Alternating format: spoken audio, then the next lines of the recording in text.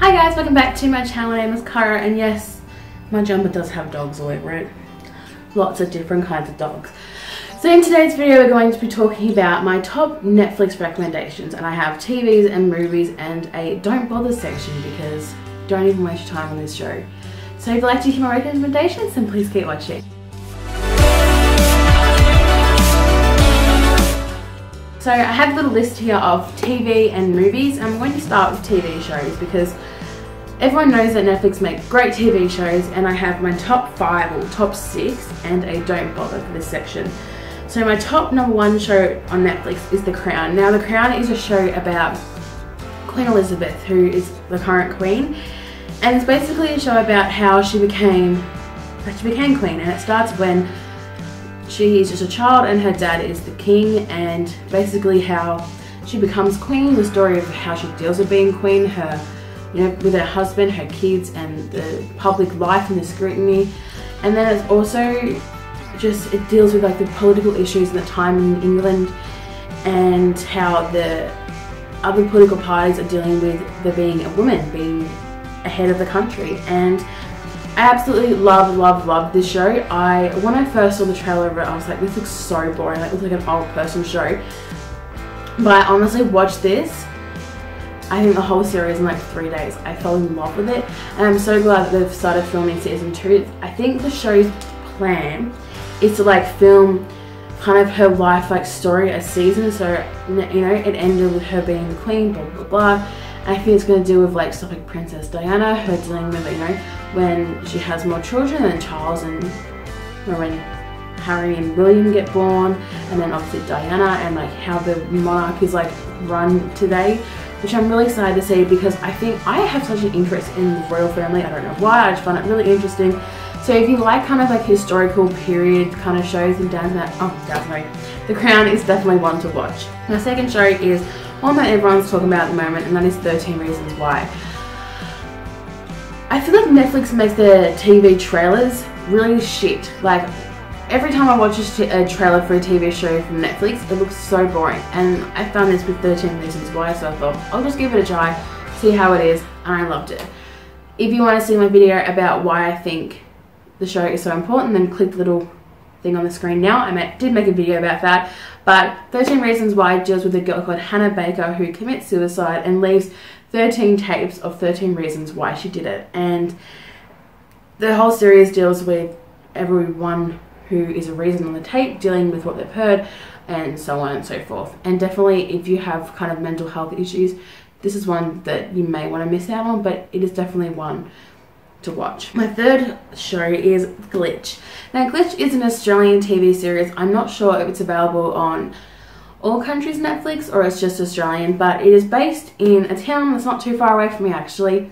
Well, that's where they filmed it, and it's about a show where 6 people who have been dead for years turn up one night all alive for no explained reason. And I think there's honestly like 6 episodes. It's not very long at all. They've just started filming season 2, which I'm so excited about. But it's such a good just Australian show. Like, Australia doesn't do too many good TV shows. Like, honestly, we have Home and Away and Neighbours. Like, come on. But Glitch was really good. It talks about how the people start finding out about who they are, their history, why they died, because obviously they wake up and they can't remember anything. And it is definitely a good show to watch if you just want something quickly to binge watch, so definitely check out Glitch. My fourth show is Santa Clarita Diet. Now, I saw this the other month and I wasn't too interested in it. I'm not a big Cameron Diaz? No. Who is it? I can't remember who it is, but she's in Charlie's Angels. I'm not a big fan of her, and it just didn't seem very interesting. But then when I actually watched it, the episodes only go for like 20 minutes each. It's a really funny show. It's basically about a husband and wife, and the wife kind of turns into a zombie, but in a comedy way. It's not like a scary kind of show. And basically the only way she can survive is by eating human flesh or human like remains. And the way they have done it is really great. The editing in the show and like the props department, amen to you. Like, some of the body parts honestly looked real, and she was biting into these feet and I was like, oh, So definitely look out for Santa Clarita Diet. Why is that so hard to say? My next one, number 5, is Stranger Things. Now everyone and their dog knows about Stranger Things. It is about a girl called Eleven who is basically in a like scientific experiment thing, and she has like powers and stuff, and it's about 4 friends: Will, Dustin, Mike, and someone else who I completely forgot. There's one more boy and I forgot. Anyway, so basically they become friends with this girl, and it's just kind of a sci-fi show that is really great, and the second season's coming out this year, I think in October, I think. So definitely check out Stranger Things if you haven't already, but I think everyone and their dog has already seen Stranger Things. And my number 6 show, which you've heard me talk about before, is Downton Abbey. I love Downton Abbey. I am such an old soul, you know, deep down. Downton Abbey just made me feel so whole and lovely. Downton Abbey is basically about a household in like 1920, and the family's kind of like a bit fancy, like they're like I don't know what you even call them, but they basically have like maids and stuff, and it's kind of like the story of the maids and the housekeepers and the butlers and stuff, and all of them like living in this house together. And it is such a great story. The guy who played,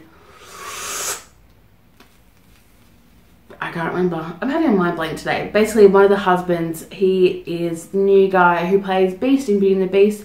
His name is Dan Stevens, and I absolutely love him. I was so excited to see him in the movie because I loved him in Downton Abbey.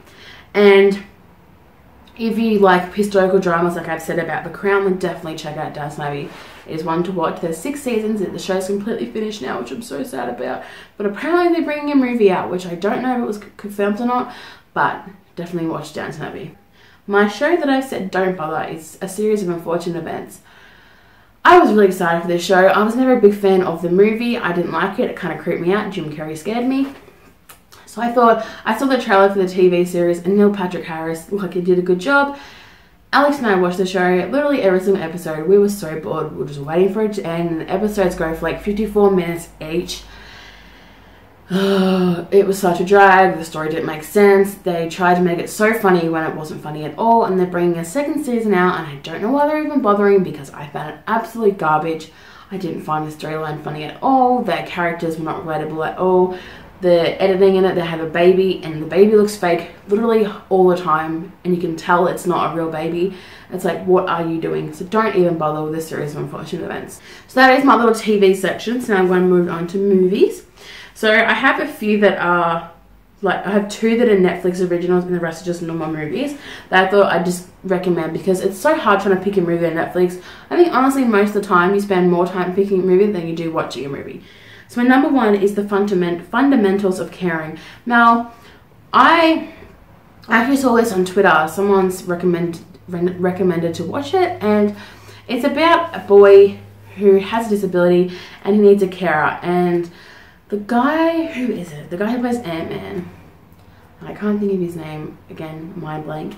But he becomes his carer, and they go on a little road trip around the state where he lives to see all these big landmarks and stuff. And it is such a nice story. It is absolutely beautiful. The comedy in it is perfect. There's bits where you kind of, your heart kind of goes and something happens, you're like, oh, phew, like the relief just blows over you. And Selena Gomez is actually in this movie as well, and I was really impressed with her acting in this movie. She was really great, and the character was really suited for her. So definitely, if you're looking for a movie to watch, look out for The Fundamentals of Caring. My second one is a documentary kind of style called A Girl Like Her. Now this is a documentary, it's like a documentary, but it's obviously completely fiction, about a girl who is getting bullied, and it's kind of like the online,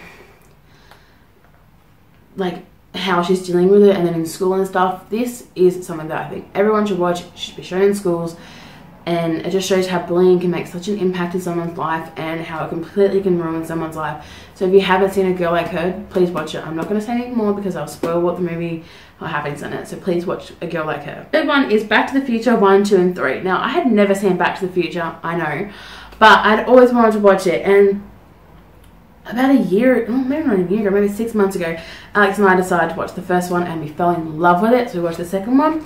And then the third one got added to Netflix the other month and we watched it, and it is perfect. They are such funny movies. Even though they're filmed years and years and years ago, they are just hilarious. The story is so great. They are so captivating. Like, the first movie they go to the past, I think, and then the second movie they go to the future. They go to 2016, I think. And then in the third movie they go to the Wild Wild West, which was just so funny. Definitely the second one is my favourite, where it's like all futuristic and stuff.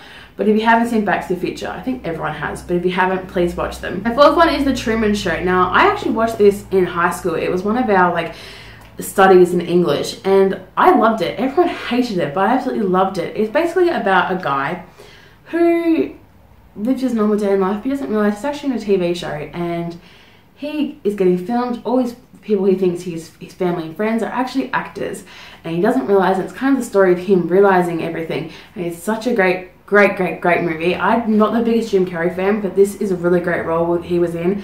It is so hilarious, and the way it kind of shows like what a TV show would be like, with the product placements, like, oh, look at this new dishwashing liquid, honey, it is great by blah blah blah. And like, you can kind of, there's like hints that you can kind of tell it's a TV show. But definitely watch The Truman Show. It is such a funny movie. Even though I watched it for English, I've still watched it since, and I loved it. My fifth movie, even though it's a Christmas movie, I watched it last year for the first time and I loved it, and that is Christmas with the Kranks. Now, Netflix doesn't have the best Christmas selection when it comes to Christmas time. They normally have a lot of like Elmo and all those kiddie kind of Christmas stuff. But I found Christmas with the Kranks is got Tim Allen in it, who, if you haven't seen the Santa Claus movies, that is who he is. He's in Toy Story as well. But basically, it is about a husband and wife who decided that for the first year in years and years and years, they are not going to celebrate Christmas, and they're going to go on a cruise instead. And it's kind of like the neighborhood's reaction to them doing that, and the way everyone reacts to them not celebrating Christmas by not decorating their house or getting a tree or doing this and this and this. And it's such a great feel-good Christmas movie, even though it is April right now. Definitely watch out for this movie at Christmas time. So I hope you guys enjoyed this little Netflix recommendations. I watch a lot of Netflix, so if you'd like to see another video of this with kind of updated shows, then please let me know, and comment down below any shows you would recommend me watching. Obviously the shows like Orange is the New Black that I've watched, which comes out in June, but I just want to talk about my favourite shows. So if you like this video, please subscribe if you haven't already, and I will see you on next week. Bye!